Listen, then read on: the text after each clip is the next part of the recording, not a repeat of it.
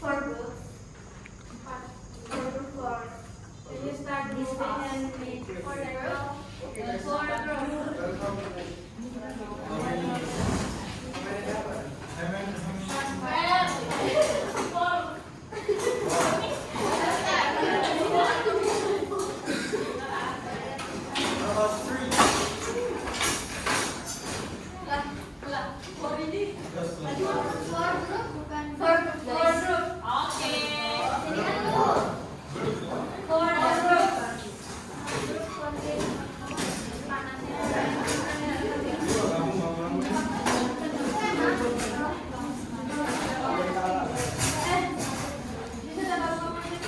Three ini.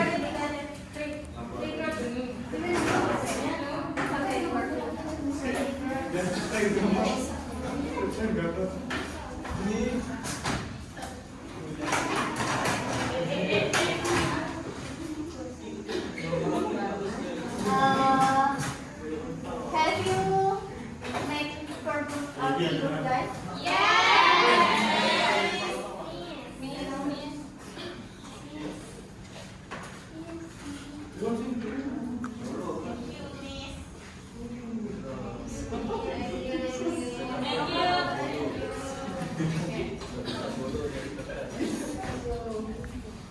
Okay, before that, and now you in the group, and you will find the difference between the two texts, and after that, we will ask you one or two from you to present it.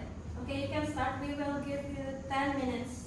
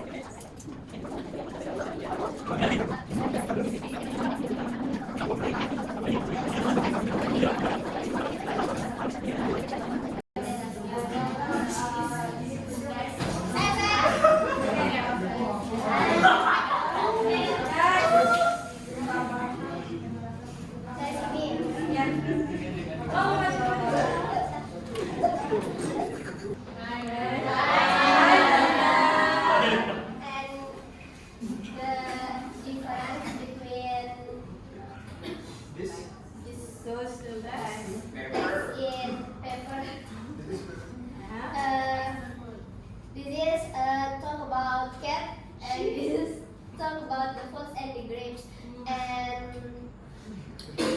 this contains one paragraph, and this contains two paragraph, and this one is this is descriptive text, and this is narrative text. Okay, that's it. That's all? Yeah. Okay, thank you.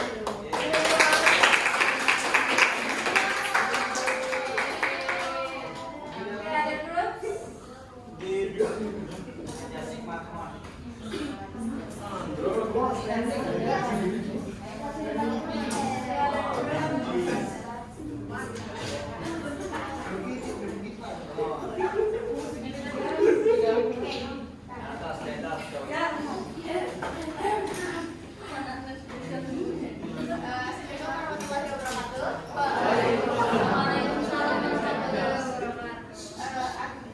I will explain to you guys about the difference of those texts. And the first text talk about cat, and this termasuk dalam text description. Why? Because this describe about cat, and this the text type 2 talk about accident in the past. Why? Because this use past tense, and then this termasuk dalam teks naratif. Okay, that's all. Thank you.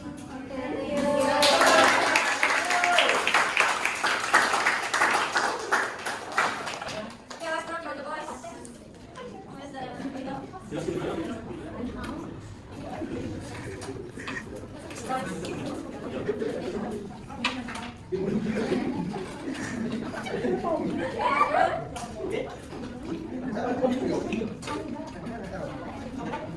Okay, let me tell you guys about this paper.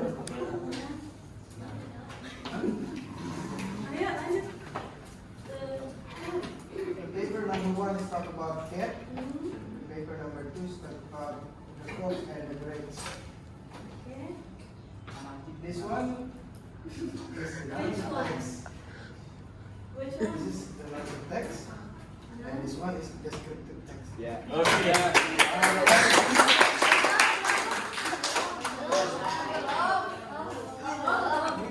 Oh, they're not finished yet. There is one paragraph here. Yeah, and then This one, there are 2 paragraphs. that's all. Yes.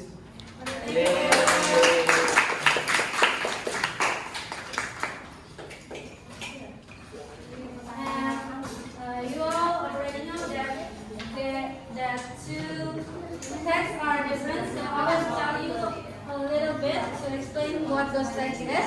The first one is the descriptive text, which is tells us or describe about a place, a person, or maybe events.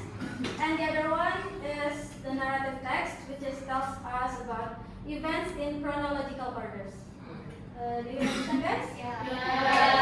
Yes. Okay guys, that's all for today. Maybe we can continue for next week. Okay guys.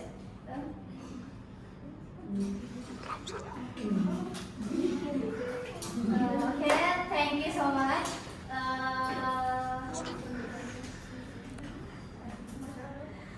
Thanks so much for having with us and for your attention. Assalamualaikum warahmatullahi wabarakatuh. Waalaikumsalam warahmatullahi wabarakatuh. Thank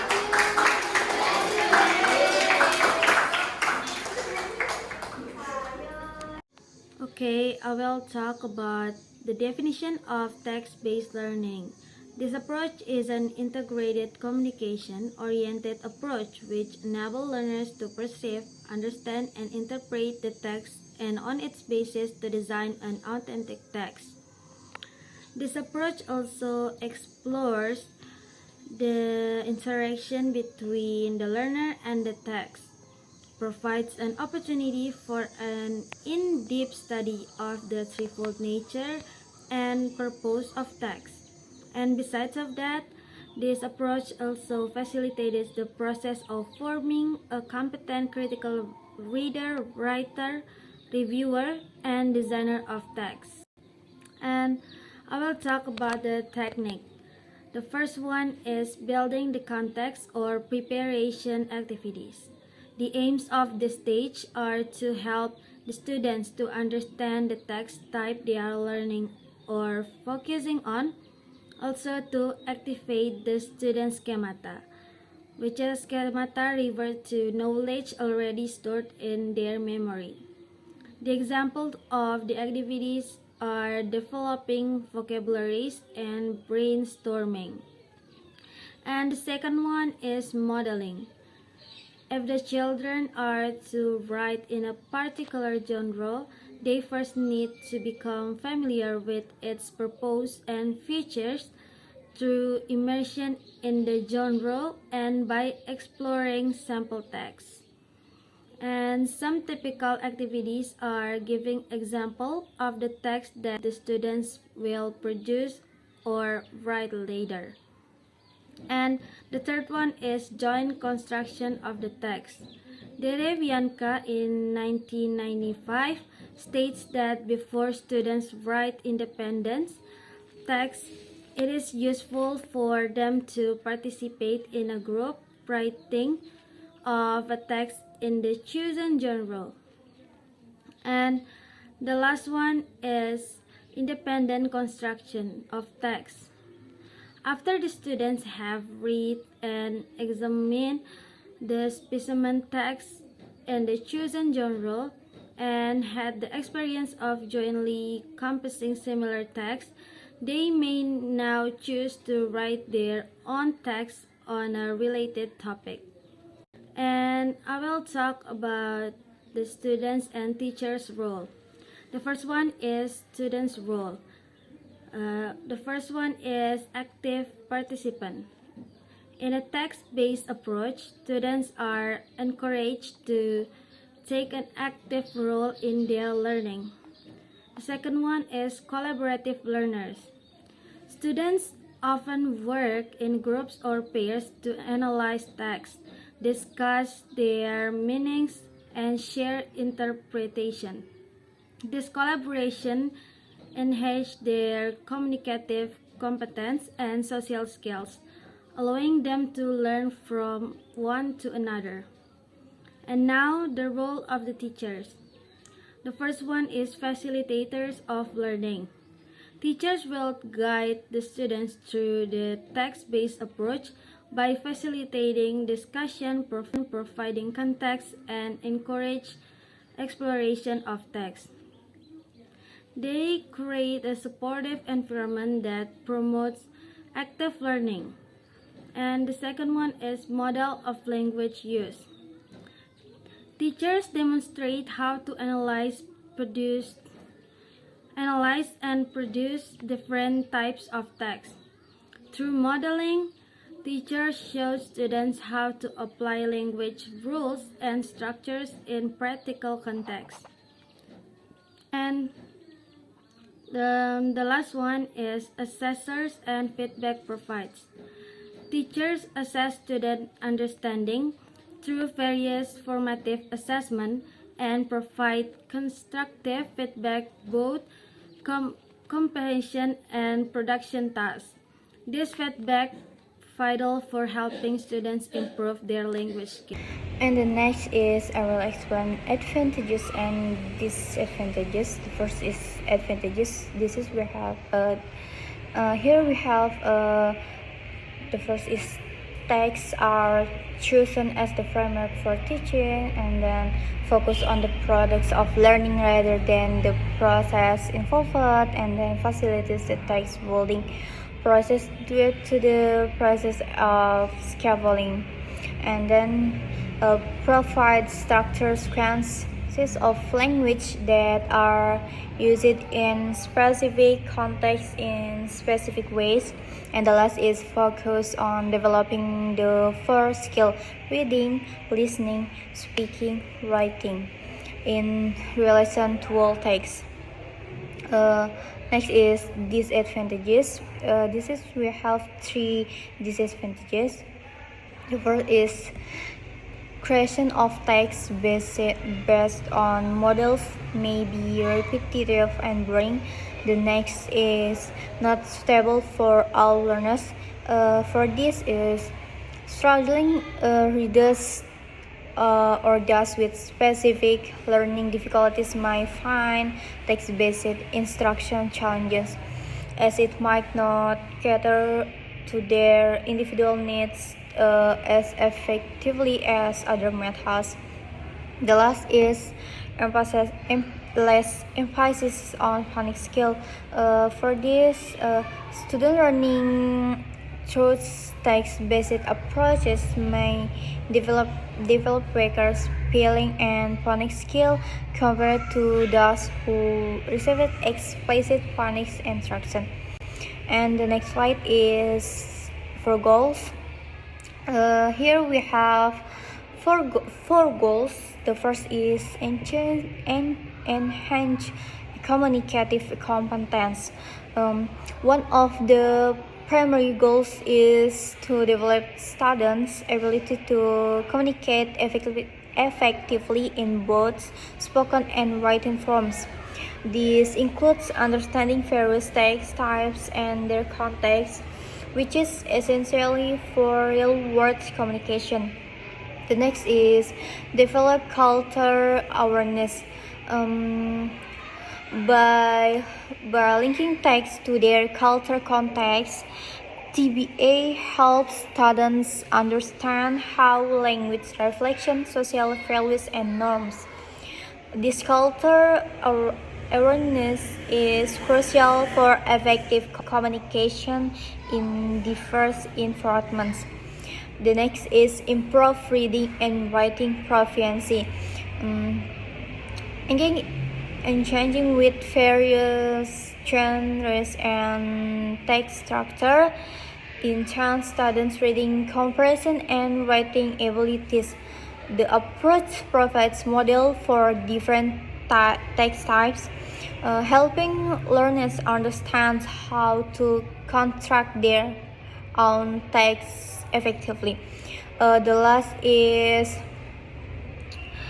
encourage collaboration. TBA promotes collaborative learning through group activities that involve discussing and analyzing text. This interaction not only improves language skills but also fosters teamwork and communication among peers. The last slide is conclusion. Here we have conclusion like this. TBA helps students learn language by understanding and creating real-world text. It focuses on building skill in reading, writing, speaking, and listening through clear steps like preparing, analyzing example, working together, and creating text independently. This method encourages collaboration, improves communication skills, and links language to real-life situations. While it's highly effective, it might not suit all learners, especially those needing more support with basic skill. Overall, TBA text-based approach is a practical way to teach language for real world us. Maybe that's all for our presentation. If you all have questions, please comment below. Thank you so much and see you.